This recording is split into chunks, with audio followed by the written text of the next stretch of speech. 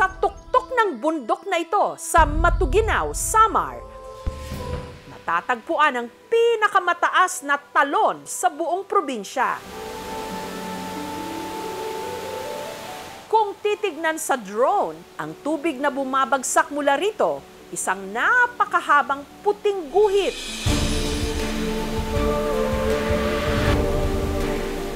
Na napapalibutan ng lunti ang bundok. Sa nakakalula nga nitong taas na 2,600 feet, ang tubig mula rito hindi na raw halos umaabot o bumabagsak sa lupa. Ito ang napakagandang Hinuplacan Falls. Hinuplacan was discovered last 2020. Ito po ay kabahagi o kaparti ng ating municipal tourist attraction. Ang pangalan ng talon may kaugnayan daw sa isang kwentong bayan na nagpapalipad sa imahinasyon ng maraming waray sa loob ng napakahabang panahon. Ang ibig sabihin kasi ng hinuplakan, binagsakan.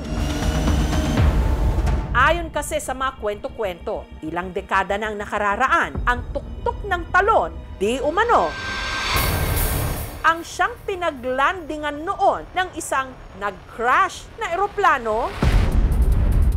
And according to news, the pilot is very drunk. The airplane sank on Mount Hinuplacan. Bungkag ang eroplano. Pero sa tinagal-tagal ng panahon, ang pinaniniwala ang bumagsak na eroplano sa talon hanggang ngayon, hindi pa rin daw nakikita. Kaya marami ang nangahas na akyatin ito sa pag-asang mapatunayan kung ang balitang may bumagsak sa tuktok ng Hinuplacan Falls. Totoo! Nakita nyo, nakita? Isa sa mga lumaki sa kwentong ito, si Rodney. Merong mga maratanda na nagsasabi sa amin na meron daw eroplano na bumagsak doon malapit sa area. Hanggang nitong 2020, ang Mount Hinuplacan opisyal na binuksan ng lokal na pamahalaan ng Matuguinaw sa mga bisita. Kaya si Rodney, isinakatuparan na ang matagal niyang plano. So ito na ang daan, kuya? Okay. Dahil kabubukas pa lang ng bundok nung umakyat sina Rodney, ang trail napakasukal. Kaya ang kanilang hike patungo sa summit, pahirapan. Ganda ako pa to. May bahagi pa nga ng trail kung saan sila'y nadulas at napakapit na lang sa mga sanga at ugat ng puno. Matapos ang 4 na oras,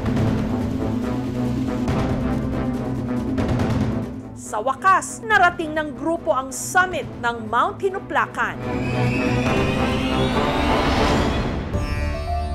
Talagang namangha kaming lahat kasi sobrang taas talaga. Balahibo mo, titindig talaga pag andun ka sa taas. Gusto namin hanapin yung kung saan may nag-plane crash. Wala kaming nakita debris. Ang kwento ng di umano bumagsak na eroplano, pumukaw rin sa interes ng vlogger na si Arnold. Narinig ko na ito kasi may mga kaibigan ko sa Facebook na nag-share patungkol dito. Kaya inakyat niya rin ito.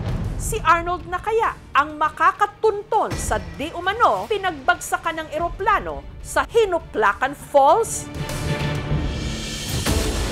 Alas 8 ng umaga nung sinimulan ni Arnold ang kanyang hike.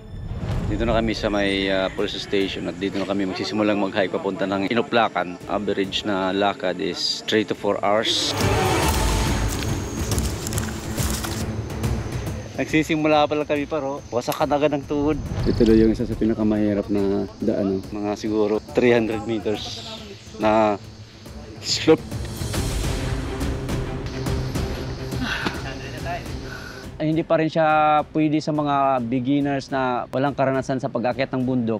May mga ugat na pwede mong hawakan na hindi ka mahuhulog. Pero mahirap pa rin. Almost 3 hours na kami naglalakad dito para sa kagubatan.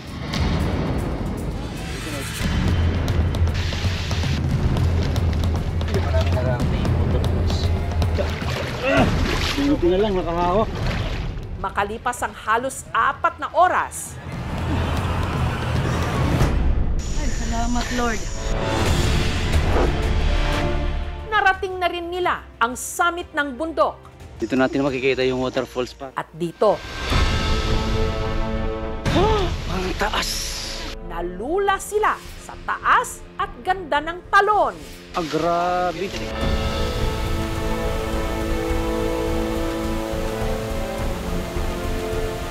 Yung mga punong malalaking kahoy doon sa baba, ang liliit na nila. Nakakakaba. Pag dinungaw mo siya, talagang parang huhugutin.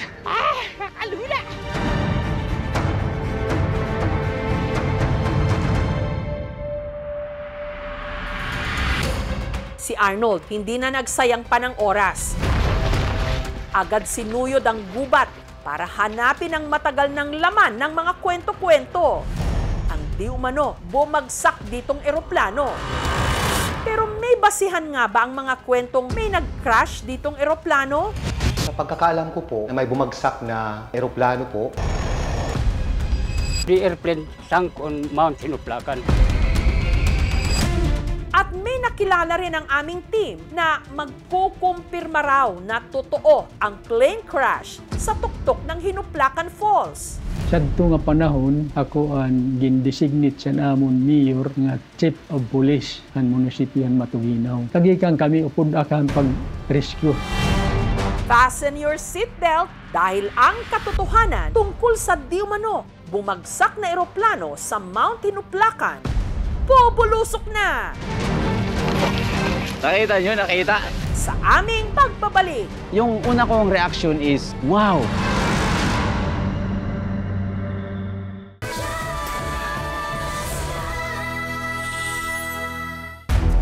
May kwentong bayan na matagal nang nagpapalipad sa imahinasyon ng mga tiga-Matuginaw sa Samar. Di umano sa tuktok ng pinakamataas na talon o waterfall sa kanilang probinsya, ang Hinuplacan Falls. May bumagsak daw noon na eroplano na hanggang ngayon hindi pa nakikita. Kaya ang vlogger na si Arnold nangahas na akyatin ito para alamin ang katotohanan.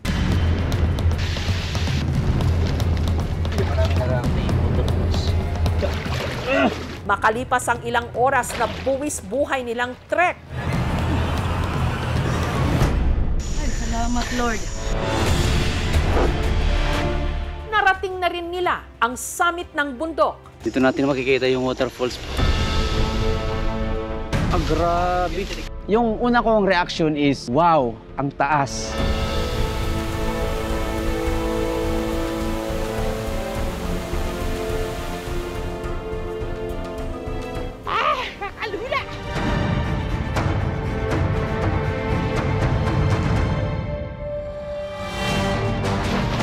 Sinuyod niya agad ang gubat. Nakita nyo, nakita? Pero bigo siyang makahanap ng anumang debris ng bumagsak na eroplano. Natabunan na ng nag-landslide siya. Yung ibang debris, kinuha na daw ng mga matatanda. No? Sa kalagitnaan ng aming pag-iimbestiga, may nakilala kaming may alam daw tungkol sa mga kwento-kwento na may bumagsak na eroplano at hindi raw ito urban legend lang o kwentong bayan. Dahil naroon daw siya mismo nung araw ng search and retrieval operation. Siya ang dating chief of police ng Matuginaw, si Lolito. Tagikan kami upod akan pag-rescue. Nagduha kami nga team, nagsiring ko nga, di na, nahiagian na namon. Taong 1972 raw nung nag-take off ang isang private company plane, lula ng piloto nito. September adto, pista sa Kalbayog. Pag abot dito sa eroplano sa Kalbayog, pagbalik na niya, tikad to sa dida siya na aksidente. Kung nga mayada nga nakakita, usala nga wings and umigo sang kahoy, amon na kalat left side. Pero ang eroplano, nasuga dito. Kaya tumama man ang bato. Pabot Hinuplacan, di na kinakikita, mambinangga. Ginilom mo, bog. Sa kasamaang palad, ang piloto hindi na nakaligtas. Pero kung totoong may sinawing palad na eroplano doon noon, bakit wala na ang mga debris o bahagi nito? Saan po idinala ang mga debris? Ito na hindi ako maaram. Naisakay man ng helicopter ang mga kadaver.